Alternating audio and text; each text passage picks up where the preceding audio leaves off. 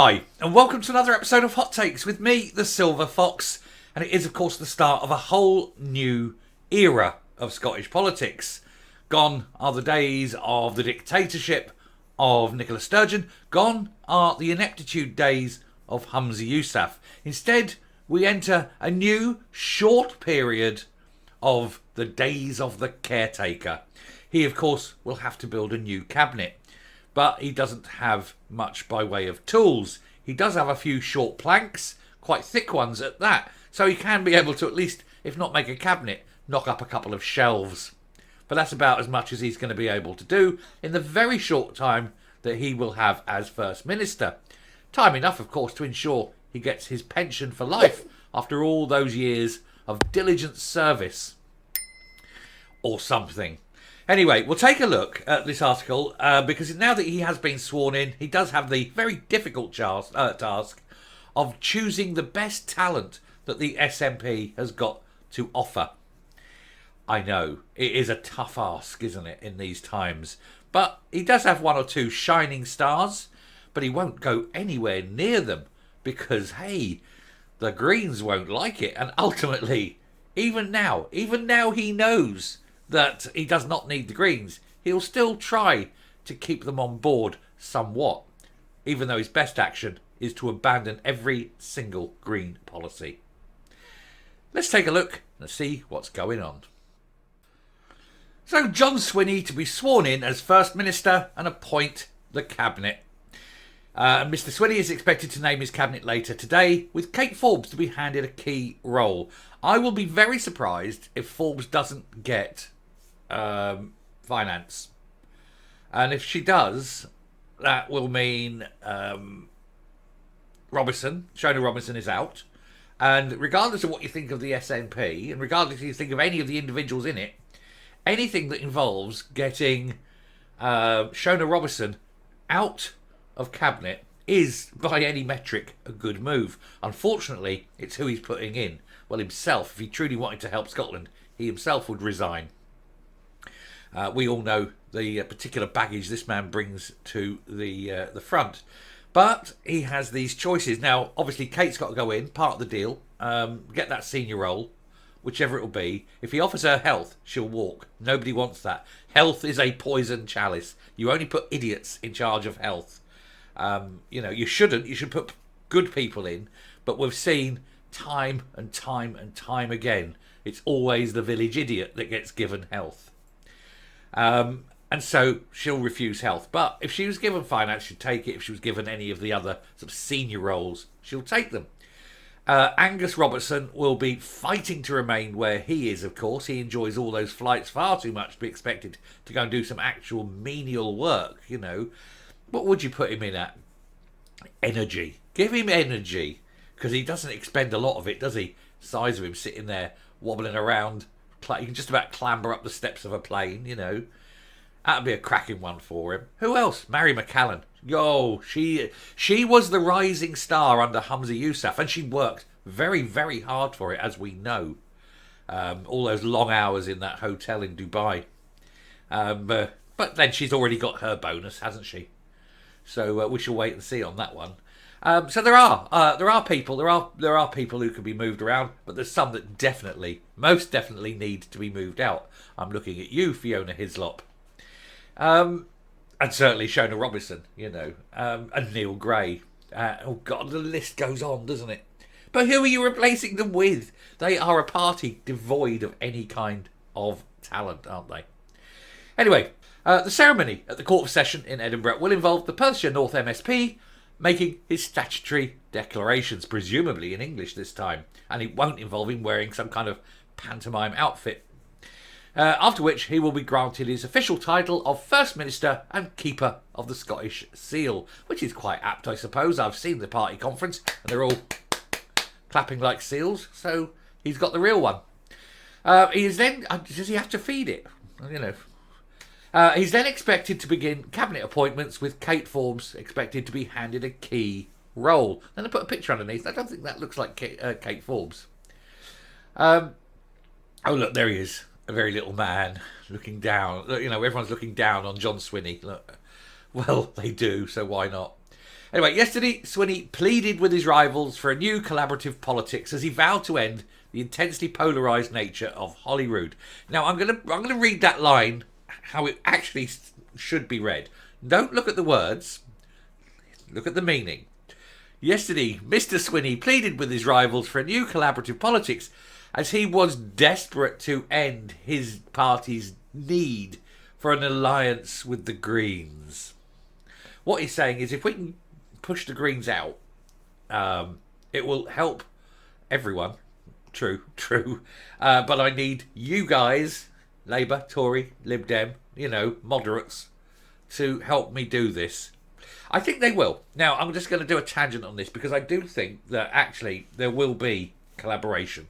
And the reason is they had the option yesterday of pushing this all out and forcing change and getting an election, and it seems that not many people wanted it. But as they're going forward, they know they're on a countdown now. There's 2 years to go, more or less exactly 2 years to go till the next Holyrood elections. And for them, their job now is to basically not allow weird stuff to go through. Let's roll back on some things, let's change some things, let's not really allow them time to screw up too badly, I think will be the plan. And then just tick it over until the election, have the election. Plan for it, fund it, things like that. And I think that's generally the plan. So I think they will actually do the business of Parliament. I don't think that they will do active opposition unless the things they're opposing is particularly egregious. But I actually think that Swinney will not push through egregious policies now. They've been able to get away with it in the past because they had that absolute majority. But they won't be able to get away with it now. And I think that's it. But, that's how he is. Now, if that is where he's going with it, fair enough. I will grant him that. I don't want to grant him anything. I don't like the man. And, the rumours and the things I've heard and people have told me really don't like the man. But for the sake of Scottish politics, fine. Anyway, Mr. Swinney pointed to the eradication of child poverty. Well, firstly, it was his party that's increased it so much. And what's the point is that current policy will actually continue to increase it. Current policy of raising alcohol duty puts children into poverty. Current policy of making rents higher puts children into poverty. Current policy of not providing homes by cutting 200 million off the housing budget puts children into poverty. The current policy of forcing heat pumps into all new builds will increase homelessness and put children into poverty. There's so many things they need to do to reverse. Raising of taxes and things. They need to reverse all this. If you want to get children out of poverty, stop putting children into poverty is the basic rule. His party's policies. Now, I don't know whether behind the scenes he was involved in this. Undoubtedly he was discussed and that. He didn't have a cabinet role, but undoubtedly he was around. So he was involved in it. He's got to reverse these. Now, fortunately, a lot of them can easily be reversed because they were green policies. Or they were policies by Shona Robertson. Reverse. Easily reversed. Anyway, he warned that Holyrood had been intensely polarised in recent years. In fact, ever since Sturgeon came, she walked away from consensus politics to dictatorship, and she turned rivalry to hatred. It's all her. The problems in Scotland are all down to the irrational hatred of anything that isn't to do with the way Nicola Sturgeon sees the world. She increased that. She made that happen. He says that he will accept his part in creating that environment. Of course he did. He was there from day one. Including having shouted put-downs from the front bench and heckling from a sedentary position. Of course.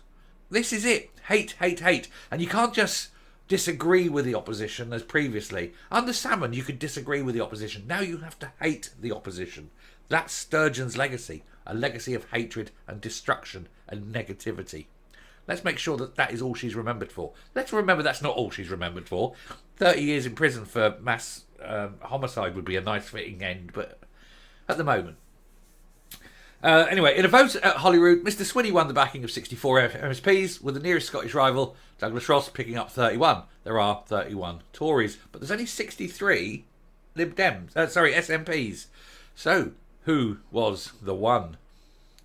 Who was the one? Well, it hasn't actually been published yet, but I suspect it's probably Ash Regan.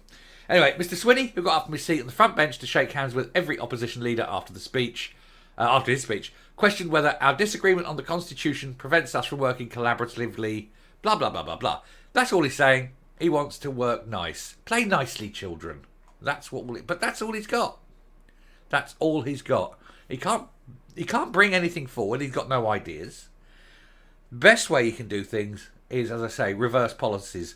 Work for the next 3-4 months, whatever it is that he's got left as a first leader, and spend that time reversing all the bad policies. The others will help you. You don't need the Greens. And every time you reverse a policy that was a Green-inspired policy, just look to their little smug faces as they slowly cry into their porridge. Wankers, aren't they? Coming up.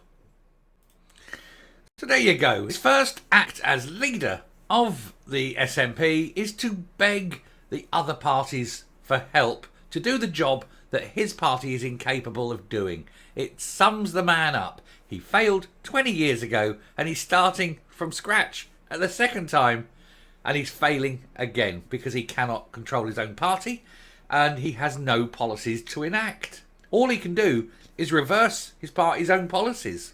It's the only way he can save or do anything constructive. Oh, what it is to be a politician for a failing, dying party that knows in its heart it's finished and there's an election on its way. Oh dear. The one thing John Swinney and Rishi Sunak have in common, really, isn't it? They both know they're on the way out. They should form a little club, and when it's all over, maybe go away on holiday together. Who knows? Thanks very much for watching. Do please hit the subscribe button, ring the bell, leave a like, leave a comment, please share the video, and I will speak to you later. Bye.